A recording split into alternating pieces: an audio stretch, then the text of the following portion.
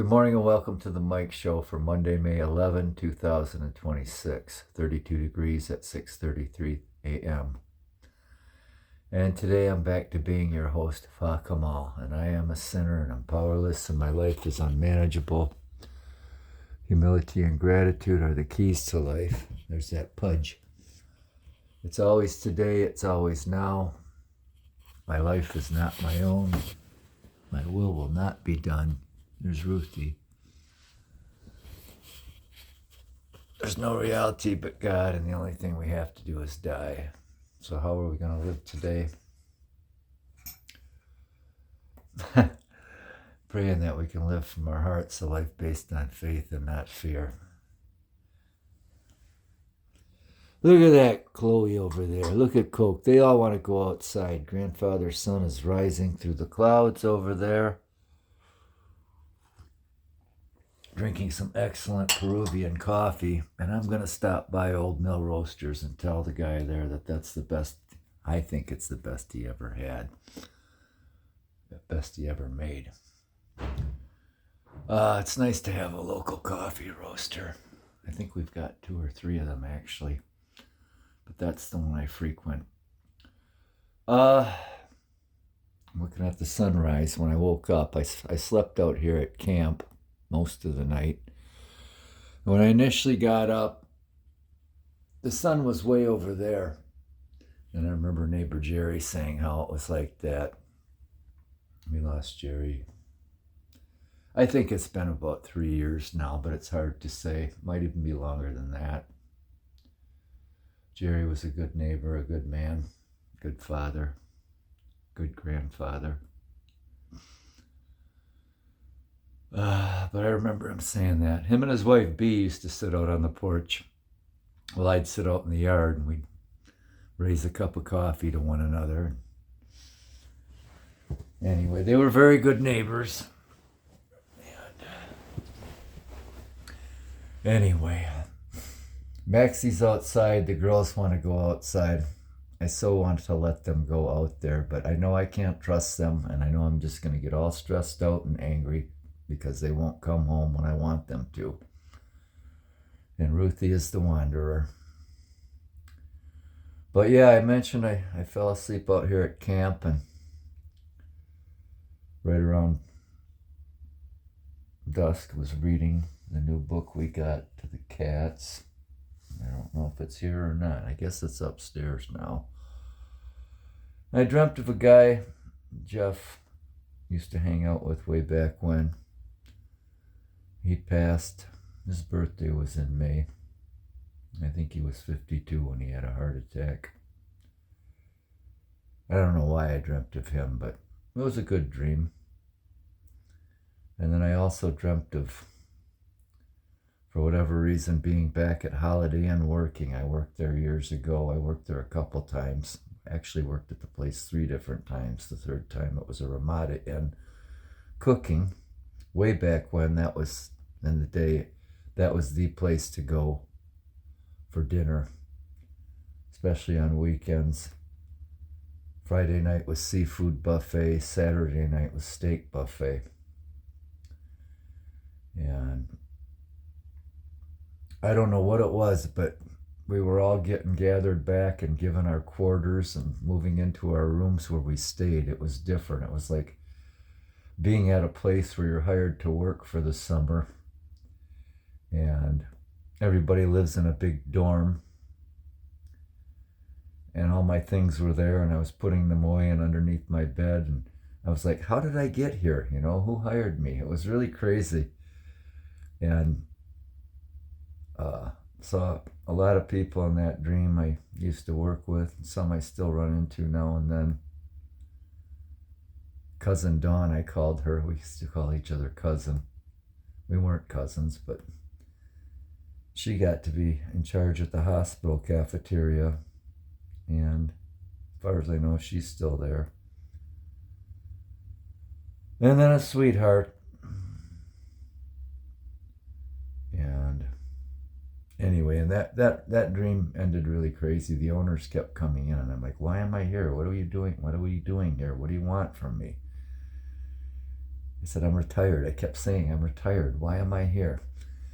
And then it started raining, and the room we were in leaked, so everybody had to rearrange where all their stuff was and move their beds around and their belongings. So it didn't get rained on and wet. And then they called us to a meeting after we did that. And right before I went to this meeting, I realized all my things were gone. And I'm like, where'd they go? They were just right here. And that's when I woke up. So with that, we're going to take a little break. Welcome back. And I don't really mean that. And I didn't mean it when I said good morning either. Maxie just came back in. He's getting a bite to eat. And I'm getting ready to, against my better judgment, I'm going to let the girls out again. I let them out yesterday in the afternoon, but it was lightly raining and I knew they'd stick around. There goes the school bus, first run.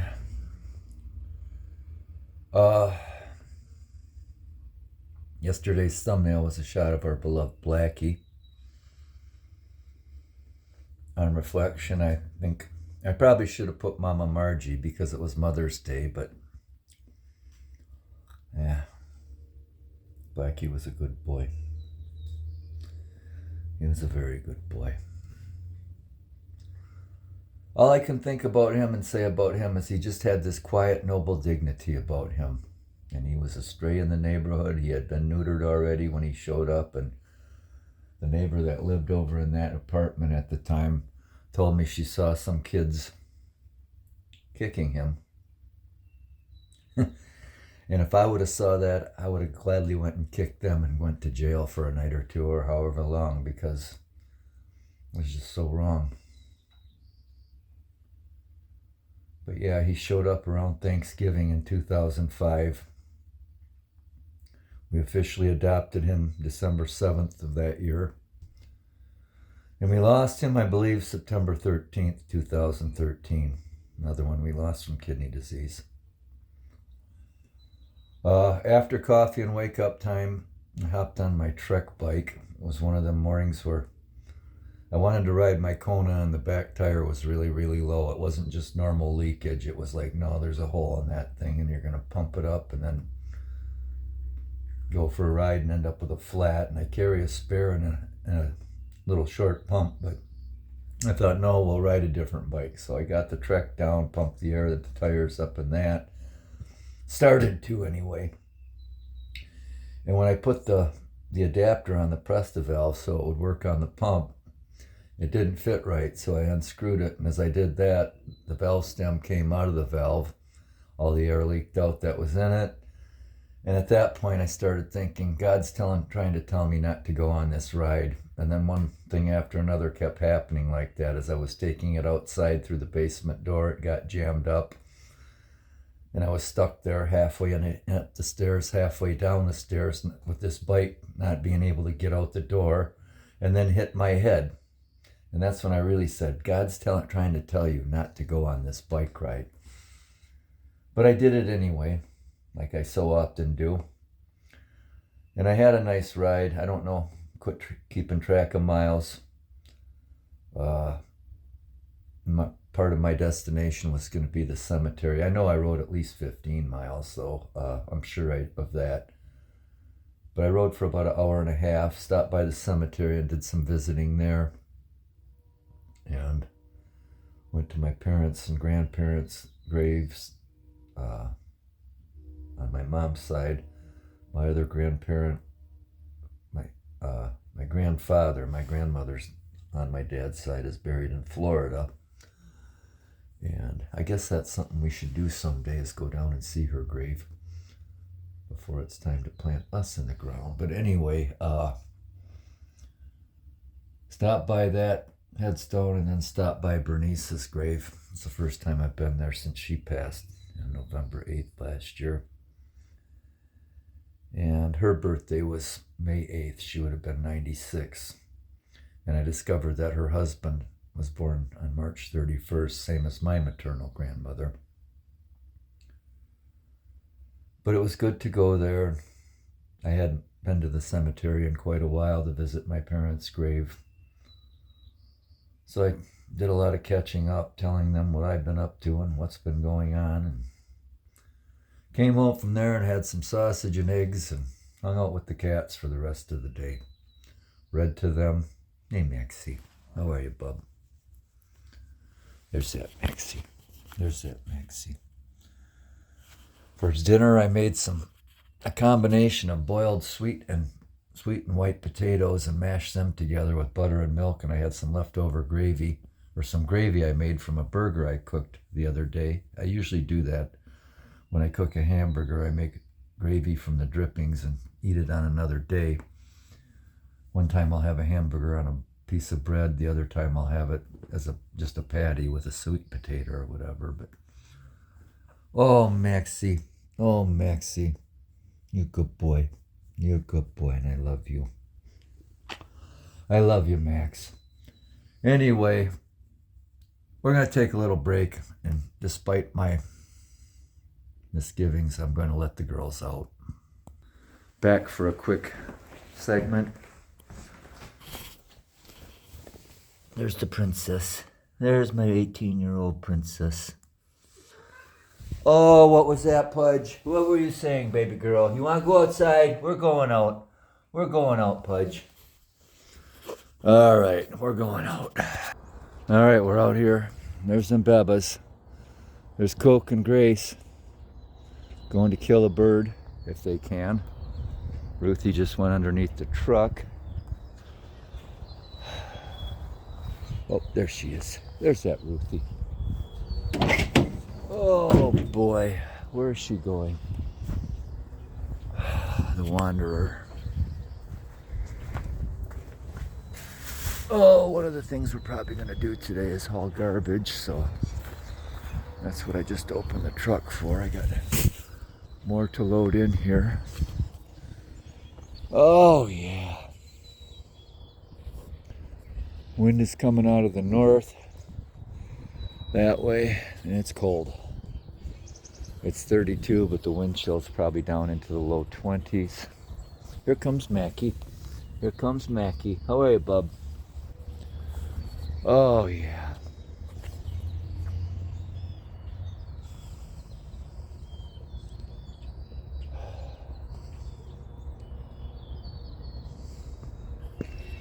All right, I gotta grab a cup of coffee and then go find out where the heck Ruth just went.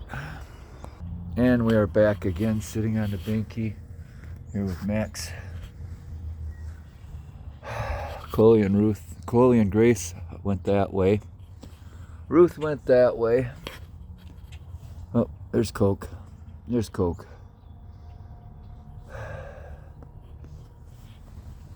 Ruthie just came out of a tree. They're after a bird. Stay out of the street. So anyway, I called my cousin Helen yesterday and wished her a happy Mother's Day. Helen was Bernice's daughter, still is. That's the first time we spoke since the funeral. And it was just nice to talk to her. You know, she's still hurting because when you lose someone that first year, you got to go through every holiday, and you know, the reality of it all hits you and sinks in. You know, they're not here for this one and they're not here for that one, and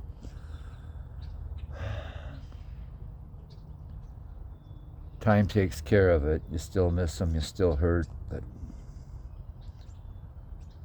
I don't know. We all been through this. We've all lost people we love, and anyway. But it was nice talking with Helen, catching up on things. Caught a couple videos yesterday about I don't know if they were more like, they were posts actually. And one of them was a little statistic sheet since 2000. It showed the population of Sweden was 95% Swedes. And now it's only, I think, 73% Swedish people.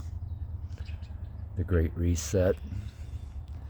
And then I saw another one where it was a scene in South Africa. It showed 4 views of the same area from 2000 until the present. And it just turned into a shithole, you know? And I can't help wondering, and I don't know why I do it to myself, but why is Western civilization being allowed to be destroyed? And it's the same groups of people that are doing it. And it just boggles my mind. And it's happening in this country. And over the years, I've thought many times, it's the same thing, though. It's like that Who song. What was the name of that song? We Don't Get Fooled Again. It doesn't matter who's in charge. Because once people get into power, they become what they hated.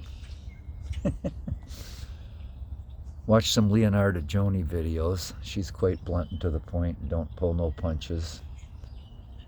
And and then Lily Gaddis, and she was talking about this woman that posted a video.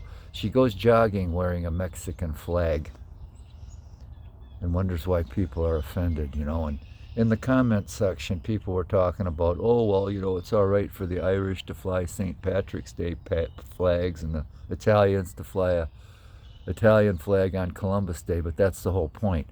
That's a very minor incident once a year, you know. These people that are coming to this country and they hate it, they absolutely hate it, and they come and fly their flags. And I know other groups and people fly flags, but you're supposed to fly the country's flag above the other flag. I even do that. And throughout history, planting your flag on somebody else's ground was a sign of invasion and conquering. And there it is. Well, we're back inside, and surprisingly, it didn't go too bad. Everybody's having their treat. And I'm glad to see the princess eating. Gracie's going to clean out the can. On tap for today, we're going to do a resupply mission for some groceries, probably haul some trash, and swing by Full Bore, see if Jeff's open today. And today's a workout day with kettlebells. Probably do a light kettlebell workout and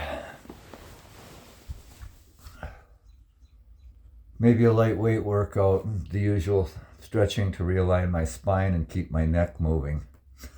So, from the cold gray ashes and coals of my cold black heart, my broken, beaten, battered, bruised, bloody, burdened, empty, hollow, cracked, shattered, hopeless, forsaken, forlorn, bitter, angry, tired, resentful, twisted, convoluted, confused, grieving, happy, and grateful soul, piss off, happy Monday, and thanks for not tuning in.